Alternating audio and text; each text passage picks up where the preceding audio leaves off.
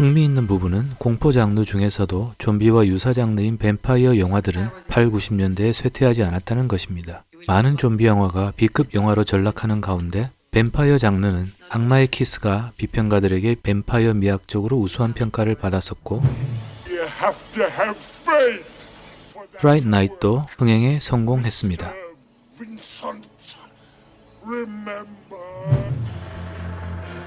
일본 애니메이션 뱀파이어 헌터 D는 일본과 북미에서 흥행했었고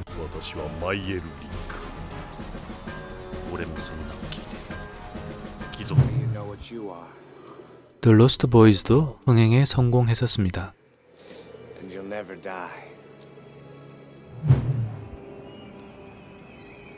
뱀파이어스 키스는 뱀파이어를 블랙 코미디로 풀어내 컬트 신드롬을 일으켰고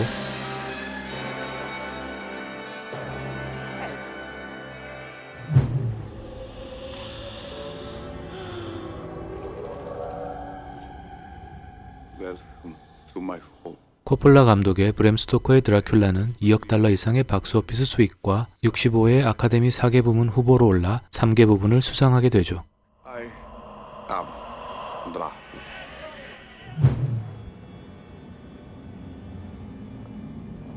톰 크루즈, 브래드 핏, 안토니오 반데라스 등 호화 출연진의 뱀파이어와의 인터뷰 역시 2억 달러 이상의 수익을 기록하고 아카데미 2개 부문 후보와 골든 글로브 후보에 올랐습니다.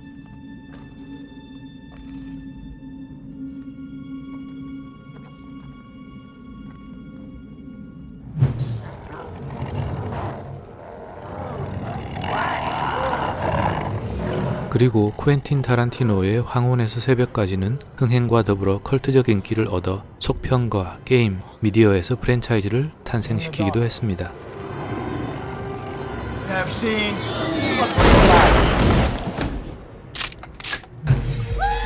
웨슬리 스나이프스의 블레이드는 슈퍼히어로와 액션, 뱀파이어 장르의 결합으로 박스오피스 1억 3천만 달러의 성공을 거두었는데 이것은 마블의 첫 번째 성공작이었고 다크 히어로, 즉 뱀파이어면서 히어로, 누아르적 복수, 선과 악의 회색지대의 주인공을 최초로 시도한 뱀파이어 영화입니다.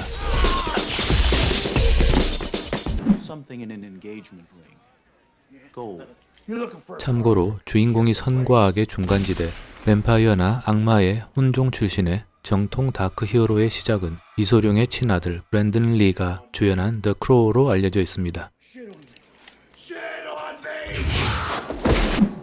이와 같이 뱀파이어 장르 영화는 MTV 같은 팝컬처나 고딕, 액션, 히어로, 코미디 등 계속 장르적 외연을 확장하며 살아남게 됩니다. 그 이유는 말도 제대로 못하고 캐릭터성이 없는 좀비보다 지능, 성적 매력, 낭만, 비극 같은 서사를 전달하기 유리한 뱀파이어의 유연한 캐릭터 설정이 있고 따라서 스타 캐스팅과 마케팅에 유리했던 부분이 있었죠.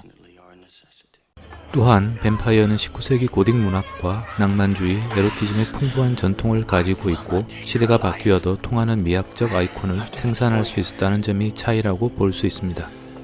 이와 같은 장점은 뱀파이어가 각종 장르와의 결합에 매우 유연하다는 것입니다. 공포, 멜로, 로맨스, 액션, 코미디, 판타지, SF, 청소년 성장물 전부 결합이 가능했죠.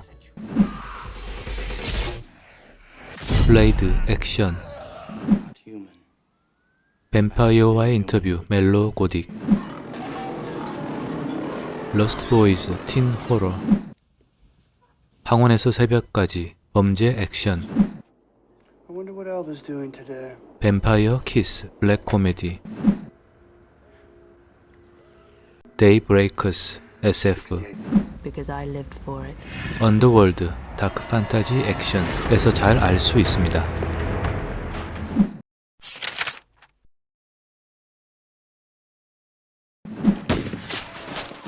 2000년 이후 급속히 빨라지는 좀비들이 등장하는데 과거와 같이 서서히 위기가 다가오는 것이 아니라 생각할 틈도 주지 않고 덮쳐오는 시대에 공포가 반영되기 시작합니다. 이것은 2001년 9.11 이후에 전세계적 테러와 안심하고 다녔던 길거리와 학교에서도 보이지 않는 적과 예고도 없이 즉각 발생하는 공격이 많은 사람들의 심리적 안전망을 붕괴시켰던 시기이기도 합니다. 그리고 2000년 에볼라, 2002년 사스, 2003년 조류 독감 등의 유행과 글로벌 감염 확산으로 이전과는 달라진 바이러스의 확산 속도에 사람들이 공포를 가졌던 때이기도 하죠. 공포의 속도가 빨라진 시대가 되었습니다. 2002년 28일 후가 개봉되면서 패스트 좀비 시대의 서막을 열게 됩니다. 영화의 각본을 썼던 알렉스 갈랜드는 조지 로메로의 살아있는 시체들의 밤과 레지던트 이블의 매니아였고 28일 후의 설정에 큰 영향을 받았다고 했죠. 영화에 대한 평가도 좋은 편이라 2003년 영국 엠파이어 영화상 수상, 미국 세턴 어워드 수상을 하는 등 영국과 해외 영화제에서 높은 평가를 받았습니다.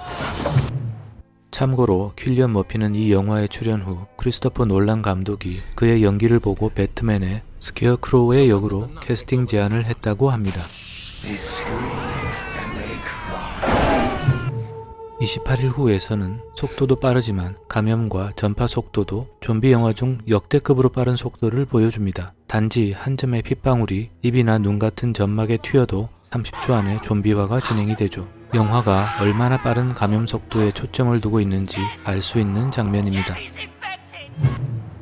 이와 같이 좀비도 무섭지만 바이러스 확산 속도 자체가 공포가 된 시대를 반영하기 시작하는데 이후 부산행에서도 그 영향이 여실히 나타납니다. 부산행에서도 한국 사람들의 DNA를 그대로 지닌 빨리빨리 좀비들이 역대 가장 빠른 속도를 보여주는데 영화 자체가 속도와 그에 따른 빠른 액션의 주된 모티브가 설정되어 있고 그 사이사이에 사람들의 협력과 배신, 희생이 배치된 스토리 구조라고 볼 수 있습니다. 그래서 부산행은 좀비 아포칼립스 이후에 생존자 공동체가 어떻게 재조직되고 살아남은 인간들이 써내려가는 사회 붕괴 후 거점 생존 갈등과 드라마에 대해서는 상대적으로 무관심하다고 평가됩니다. 1978년에 동명의 작품을 리메이크한 새벽의 저주도 빨라진 좀비와 액션을 보여주고 있습니다.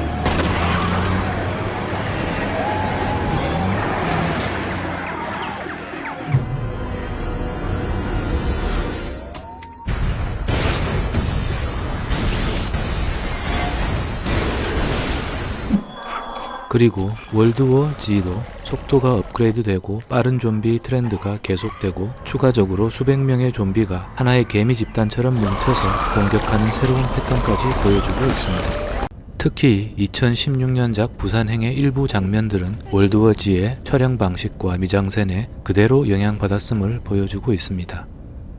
객실 승무원이 제일 먼저 공격당한 뒤 객실 전체로 급속한 속도로 좀비 바이러스가 감염되고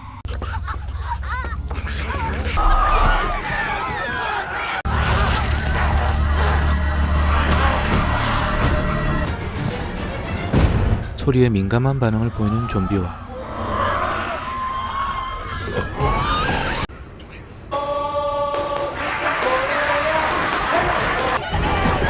객실 칸 사이로 넘쳐들어오는 좀비의 패턴까지 비행기와 기차라는 점만 빼면 유사한 연출이 보이죠.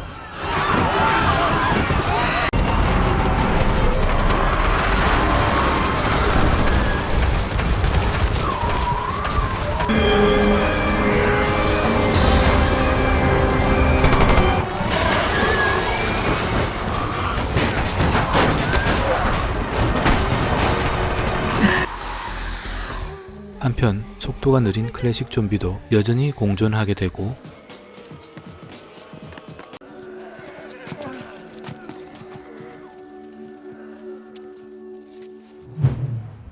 배경과 세계관도 도시, 쇼핑몰, 군부대 등에서 전 세계적 글로벌 국가로 스케일이 커지고 중세, 조선시대까지 다양한 시간대로 확장하며 여러 장르 간 결합도 활발해집니다.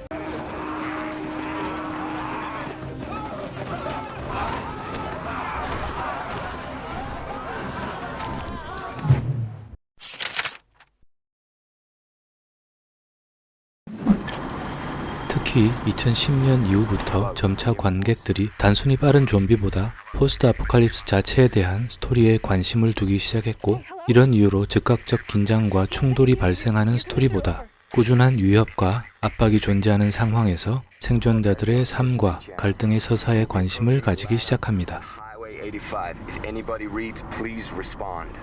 즉, 생존, 정착, 공동체 건설 테마가 대중문화에 다시 강한 영향을 끼치며 부상하게 되는데 이것은 빠른 좀비보다 예전의 느린 좀비가 포스트 아포칼립스 서사에 더 적합한 긴장감을 유지할 수 있다는 점 때문에 여러 형태의 좀비들이 공존하는 현상이 나타나기도 하죠. 그래서 영화보다 호흡이 긴 스토리 구조를 가진 워킹데드 같은 TV 시리즈에서 이런 포스트 아포칼립스, 생존, 정착 서사 구조를 먼저 채택하기 시작합니다. 그리고 게임에서 2009년 식물 대 좀비가 전세계적 흥행을 기록하면서 방어선 구축, 몰려오는 좀비, 그리고 생존이라는 구조의 타워 디펜스 게임을 확산시킵니다. 재미있는 것은 원래 새벽의 저주 등 유명 좀비 영화 제목을 사용하려 했으나 판권 때문에 결국 식물 대 좀비라는 이름을 썼다고 하죠. 2009년 콜 오브 듀티 좀비 모드가 별도로 개발되어 흥행했으며 이후 폴아웃 4, 폴아웃 쉘터 게임이 흥행에 크게 성공하면서 포스트 아포칼립스 거점 생존 테마에 대한 대중적 관심을 끌어올리게 됩니다. 그리고 2013년 워엄바디즈에서는 생존 서사 구조를 가지고 있지만 동시에 좀비가 주인공인 영화도 등장하는데 좀비 남자친구라는 멜로 로맨스와 결합한 독특한 시도도 나타납니다.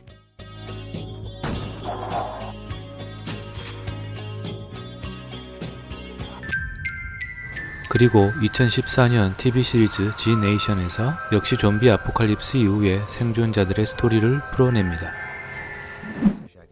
이와 같이 게임, 영화 등 대중문화에서 포스트 아포칼립스와 거점 생존이라는 테마가 유행하게 되고 이러한 분위기는 빠른 좀비보다 느린 좀비가 서사에 유리하게 작용해 예전의 느린 좀비들이 다시 부활해 공존하게 되는 이유로 해석됩니다.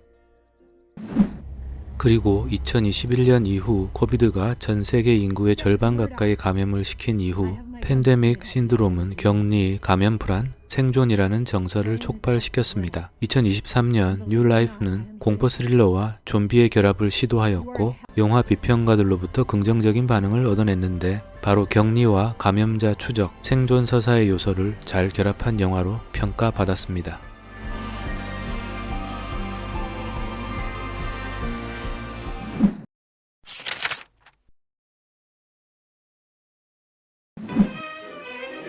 (1932년) 화이트 좀비가 처음 스크린에 등장했을 때 좀비는 부두교 주술에 의해 조종당하는 침묵의 노예였습니다. 그 후 100년 동안 현재에 이르기까지 좀비는 문화와 시대의 불안, 기술 변화, 인간의 공포를 반영하며 끝없이 진화하고 변형되고 재해석되어 왔습니다. 그렇다면 다음 세대의 좀비는 어디로 향할까요? 아마 좀비는 이전의 죽음의 은유를 넘어 인간성, 기술, 사회구조의 균열을 드러내는 거울로 기능할 수도 있을 겁니다. AI로 통제되는 집단 지성의 좀비, 재난 속에서 진화한 새로운 변종, 혹은 감염과 치료의 경계에서 살아있음의 의미를 다시 묻는 좀비까지.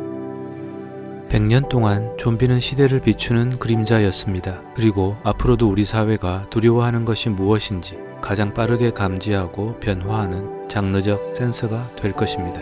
좀비 영화 100년사 마치겠습니다.